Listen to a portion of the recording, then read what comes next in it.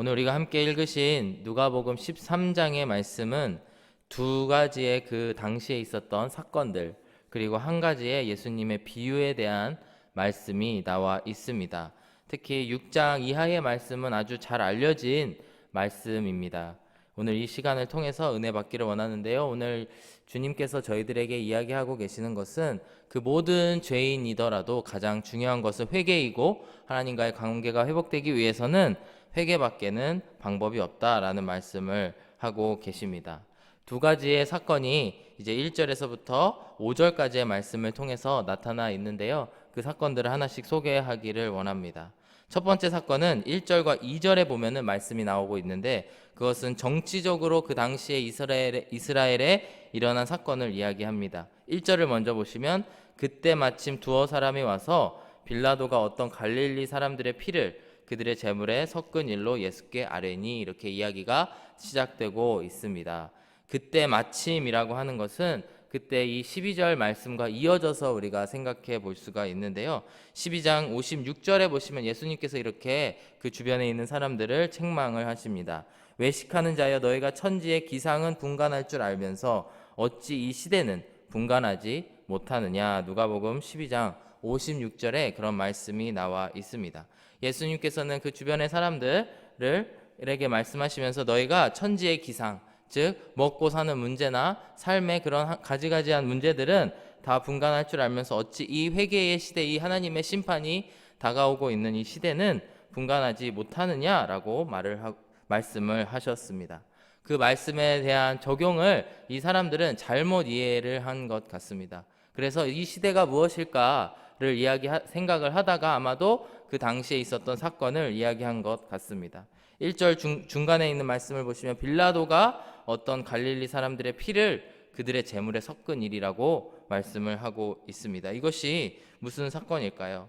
우선 그 당시에 갈릴리 사람이라고 한다면 어떤 사람들일까를 한번 생각을 해봐야 됩니다. 여러 학자들이 이거에 대한 의견이 분분한데, 종합적으로 생각해 보았을 때에 아마도 로마에 반대하는 반로마적인 성향을 가진 사람일 것이다 라고 우리가 추측해 볼 수가 있습니다. 그래서 빌라도는 이 갈릴리 사람들, 그 중에서도 로마에 그 반대하던 그 사람들의 목숨을 죽이고 그들의 피를 그들의 제사라고 하는 것은 이제 로마 사람들이 드려지는 그 제사에 이제 그들의 피를 붓게 되는 그런 사건이 있었던 것 같습니다. 이스라엘 사람들에게 이 일들이 어떻게 다가왔을까요? 그들의 나라의 통치권을 잃고 로마의 식민지로 들어가 있는 것조차도 매우 굴욕적인 일일 것입니다. 하지만 그 가운데에서 이스라엘 사람들, 특히 바리새 사람이나 이렇게 종교적인 사람들이 생각했던 것은 그들이 구별된 삶을 살고 그래도 우리가 여전히 하나님의 백성임을 자랑하고 그것이 유일한 자존심이었을 것입니다. 그런데 그런 사람들의 그런 피가, 죽임을 당한 것을 넘어서서 그들의 피가 그 이방 신에게 제사 드려지는 그 제물의 피로 섞였다라고 하는 것은 매우 수치스러운 일일 것이고, 또한 매우 그들에게 부정한 일들을 당하게 된 것입니다. 이 빌라도라고 하는 통치자를 통하여 그의 힘 앞에 굴종할 수밖에 없었던 이 사건을 이야기하고 있는데요. 이 사건에 대해서 예수님께서 어떻게 생각하십니까? 라고 물어본 것입니다. 여러분은 살면서 수치스러운 일들을 당해본 적이 있으신가요? 이스라엘 백성들의 입장에서 생각했을 때 이 사건이 얼마나 치욕스러운, 특히 그 갈릴리 사람들에게 치욕스러운 일들일까를 생각해 보기를 원합니다.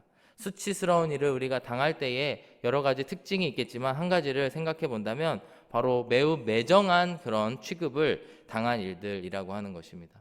만약에 A라고 하는 사람이 B라고 하는 사람에게 수치를 주려고 한다면, 그리고 수치를 주는 결과를 낳게 됐다면 아주 부드럽고 자상하게 수치를 주는 것이 아니고 매우 매정하게, 그리고 칼같이 대하는 그런 일들을 통해서 우리가 더 수치감이 올라가는 일들이 일어나게 됩니다. 가해자인 빌라도의 그러한 아주 매정한 행동, 그리고 잔인한 행동, 통치자로서 도를 넘어서는 그런 행동이 어떻습니까, 예수님? 하고 물어봤을 것입니다. 그리고 동시에 그 갈릴리 사람들, 그 사람들이 받은 그런 대우는 과연 옳은 것인가?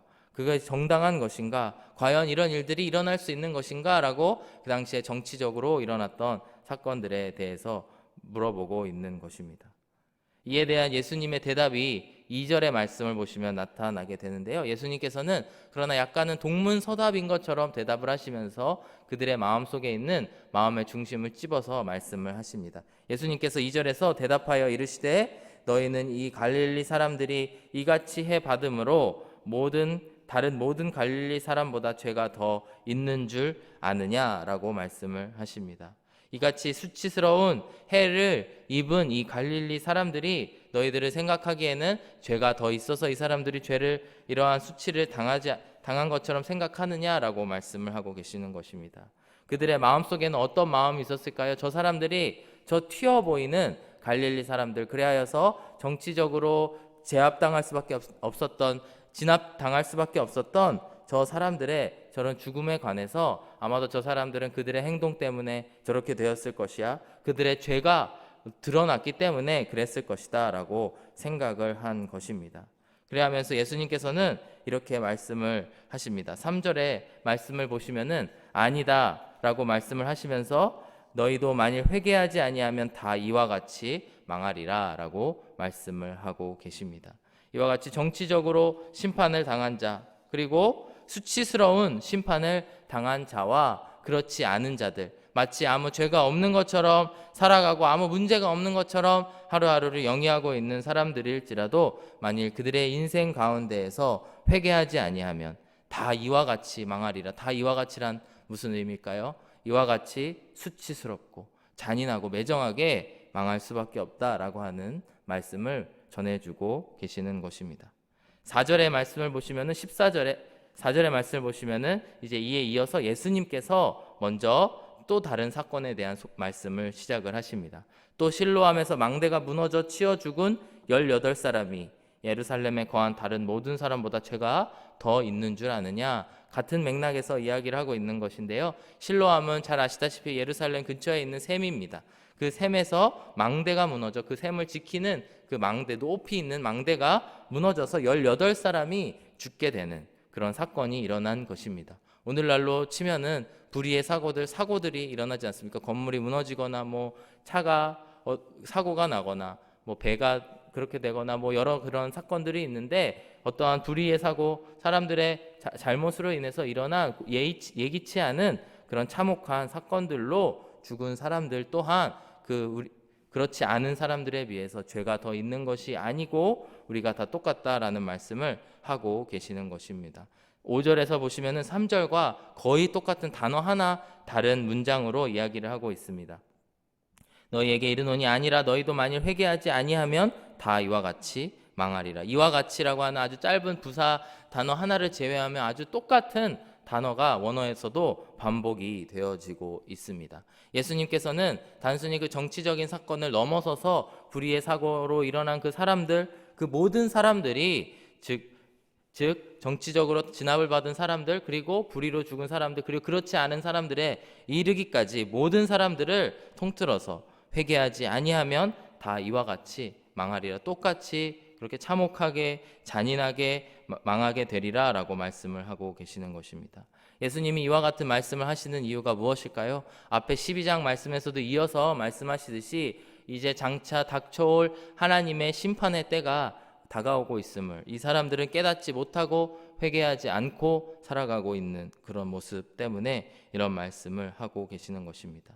사람의 지은 죄가 서로 다르고 사람의 눈으로 봤을 때에는 서로 다른 죄, 적고 많은 죄를 짓고 있는 것처럼 보이지만 하나님의 눈으로 보았을 때에는 회개하지 않은 사람은 다 똑같고 그들은 하나님의 심판을 피할 수 없다라고 말씀을 하고 계시는 것입니다. 이와 같이 우리가 오늘도 하나님 앞에 회개하고 돌아가는 일들이 참으로 중요합니다. 우리의 인생에 있어서 회개하지 못한 사람, 하나님 앞으로 돌아오지 못한 사람은 그것으로 인해 하나님과의 관계가 시작될 수 없기 때문입니다.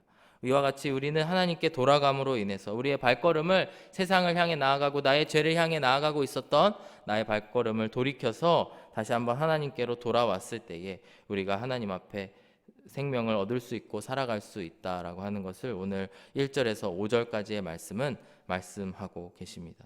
이어서 6절에서부터 10절까지의 말씀은 우리가 아주 잘 알고 있는 비유의 말씀, 포도원 지기와 무화과 나무에 대한 이야기가 나오고 있는데요. 이 말씀은 왜 이 말씀에 이어서 나오고 있을까? 이 앞에 말씀에 이어서 나오고 있을까를 한번 생각해 보기를 원합니다. 이와 같이 회개하지 아니하면 우리는 하나님 앞으로 돌아갈 수가 없는데, 그렇다면 회개하지 않은 사람들이 어떻게 지금도 살아갈 수 있는 것일까? 그들이 당장 하나님의 심판을 받지 않고 어찌하여 지금도 마치 아무 일도 없는 것처럼 살아갈 수 있을 것인가? 우리가 한번 하나님의 말씀을 통해서 생각해 보기를 원합니다.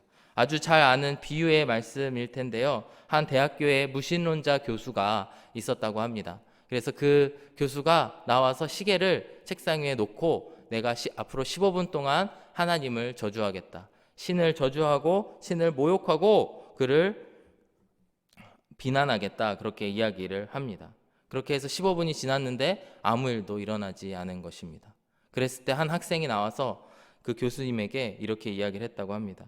교수님, 이것은 하나님이 없어서 당신이 죽은 것이 아니고 하나님께서 오래 참으시고 기다리시는 인내와 사랑의 하나님이시기 때문에 그렇습니다. 라고 이야기를 했다는 예화를 들어보신 적이 있으실 것입니다. 회개하지 않은 사람들, 그들이 하나님의 심판을 받아 마땅하지만 그들이 살아갈 수 있는 것, 또 우리가 은혜로 살아갈 수 있는 것은 바로 그러한 하나님의 마음이라는 것입니다. 6절 이하의 말씀을 보시면은 비유로 예수님께서 말씀을 하십니다. 한 사람이 포도원에 무화과 나무를 심은 것이 있더니 와서 그 열매를 구하였으나 얻지 못한지라 라고 말씀을 시작을 합니다. 아주 이상한 비유입니다. 왜냐하면 분명히 포도원의 포도원지기에 대한 이야기가 나오고 있는데요. 신기하게도 그곳에 이 주인은 무화과 나무를 심었다라고 합니다. 보통 무화과 나무는 우리가 그 포도원처럼, 쉽게 얘기해서 포도원은 포도가 아주 값비싼 그런 열매를 가진 농산물이기 때문에 아주 비옥한 땅, 그리고 좋은 땅에 심는다고 합니다. 반면에 무화과 나무는 어디서든지 잘 자라는 그런 나무이기 때문에 주로 빈 땅이나 못 쓰는 땅에 심는다고 합니다. 그리고 누가 생각해도 포도보다는 무화과가 조금 더 질이 떨어지는, 포도가 훨씬 더 질이 높은 그런 곳인데 그곳에 3년이 되도록 그 나무를 심어 놓았다라고 하는 것입니다.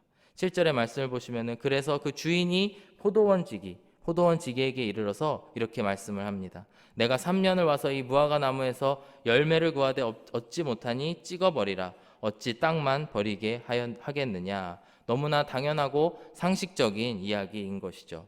8절에 대답하여 이르되 주인이여 금년에도 그대로 두소서 내가 두루 파고 거름을 줄이니 9절에 이후에 만일 열매가 열면 좋거니와 그렇지 않으면 찍어 버리소서 이렇게 말씀을 합니다. 이것은 아주 오래 참으시고 인내하시고 또한 우리가 열매 맺기를 기대하시는 하나님의 마음을 예수님께서는 전하고 계십니다. 포도원 주인이신 하나님께서 열매 맺지 못하는 무화과 나무, 포도까지도 아니고 포도보다도 낮은 무화과 열매를 맺기를 원하시는 우리들이 열매를 맺지 못하자 쳐버리라고 말씀을 하십니다. 하지만 포도원지기인 예수님께서 우리의 중보자 되시는 그 이 땅의 주인이신 하나님과 우리 사이의 중보자 되시는 예수님께서 오셔서 금년에도 그대로 두소서, 은혜를 베푸소서, 기다려 주소서 이렇게 말씀을 하고 있는 것입니다. 이와 같이 우리는 궁금해합니다. 왜 저 사람은 심판을 받았을까? 왜 저 사람은 저렇게 해서 안 좋은 일을 당했을까? 뭔가 인과응보로 생각을 하려고 합니다. 하지만 하나님의 눈으로 보았을 때는 우리 모두 다 똑같은 죄인이다라고 하는 것입니다. 그러면서 동시에 우리가 오늘도 살아갈 수 있고 내일도 살아갈 것을 기대하는 것은 바로 이러한 오래 참으시는 하나님, 주인이신 이 땅의 성부 하나님이 계시고 또한 그 가운데에 우리를 중보하시는 포도원지기 예수님께서 계시기 때문인 줄로 믿습니다.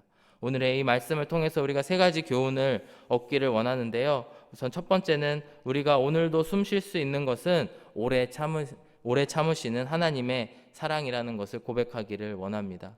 우리가 저도 그렇지만 구원 간증을 듣게 되면은 그런 이야기를 자주 듣게 됩니다. 이전에 있었던 그 일들을 지금 와서 생각해 보니 그 가운데에 하나님께서 저에게 역사하신 일들이 너무나 많습니다.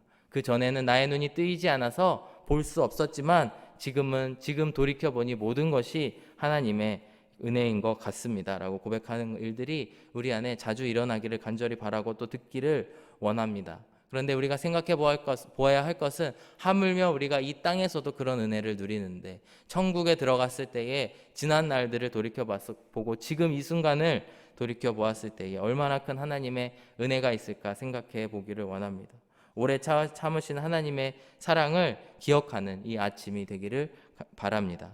두 번째로 우리가 구원받은 백성으로서 제자들의 사명은 무엇이냐면 두루 파고 거름을 주는 일을 해야 된다라는 것입니다. 8절의 말씀을 다시 한번 보시면 포도원 지기의 말이 이렇게 나옵니다. 주인이여 금년에도 그대로 두소서 내가 두루 파고 거름을 주리니 이렇게 말씀을 합니다. 예수님께서 우리에게 하신 것은 무엇이냐면 우리들의 마음의 밭을 두루 파고 우리의 마음을 바꿔주시고 동시에 우리에게 말씀의 걸음을 주셔서 우리를 키워주셨다라는 것을 기억하기를 원합니다. 그렇기 때문에 제자들의 사명은 주변에 있는 사람들, 마음이 굳어진 사람들의 마음을 풀기 위해 노력을 하고 또 그들에게 말씀의 걸음을 주는 일이라고 믿습니다. 이것이 바로 우리들에게 주신 사명인 줄로 믿습니다. 마지막 세 번째로 우리가 꼭 기억해야 될 것은 언젠가 포도원 지기가 주인을 말리지 못하는 그 날이, 그 시간이 온다라고 하는 것입니다. 9절 말씀해 보시면 이후에 만일 열매가 열면 좋거니와 그렇지 않으면 찍어 버리소서라고 말씀을 합니다. 이와 같이 우리가 포도원 지기이신 예수님의 노력으로 그리고 하나님의 은혜로 살아가지만 마침내 그 큰 재앙이 닥쳐오는 그날 심판의 때가 다가온다라는 것을 꼭 기억하기를 원합니다. 그리하여서 오늘 하루도 우리가 살아가면서 남의 죄에 관심을 가지고 귀 기울이는 것이 아니고 하나님 나의 죄가 이와 같습니다. 다시 한번 회개하오니 용서하여 주옵소서 하고 주님 앞에 나아가시는 저와 여러분들이 되시기를 간절히 바랍니다. 동시에 또한 그 하나님께서 오늘도 나를 참아주시고 오늘도 나에게 생명을 부어주시는 그 주님의 은혜에 감사합니다 고백하시면서 나아가시는 저와 여러분들이 되시기를 간절히 바랍니다. 기도하겠습니다. 사랑과 은혜가 충만하신 아버지 하나님 감사합니다. 주님의 은혜로 오늘 하루를 저희가 시작하고 살아갈 수 있음을 고백합니다. 오늘 하루를 저희에게 허락하신 주님의 계획이 있는 줄로 믿습니다. 오늘도 하나님 아버지의 음성에 귀 기울이고 살아갈 수 있는 저희들 되게 하옵소서. 감사드리며 예수 그리스도의 이름으로 기도드렸습니다. 아멘.